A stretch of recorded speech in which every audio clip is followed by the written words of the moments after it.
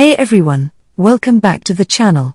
Today, I'm going to show you a quick and easy way to fix audio and remove background noise in Capcut.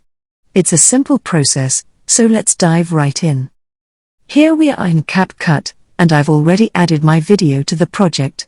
As you can hear, there's some unwanted background noise in the recording. Let me play it for you. Boss ji जी मरी आया jacket पहने ना क्यों सर्दी है ना यार शिरा सर्दी नहीं है यार सर्दी है बीमार Now, to remove that background noise, all we need to do is click on our video, scroll to the right, and you'll see the reduce noise button. Click on that, and then adjust the knob to your desired level.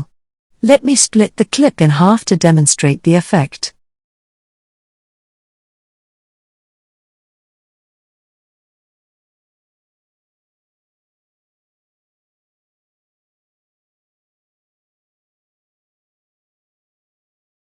शिरा सर्दी नहीं है यार सर्दी है बीमार हो जाएंगे यार गाइस शिरा बहुत खिदमत कर रहा है माशाल्लाह शिरा And there you have it.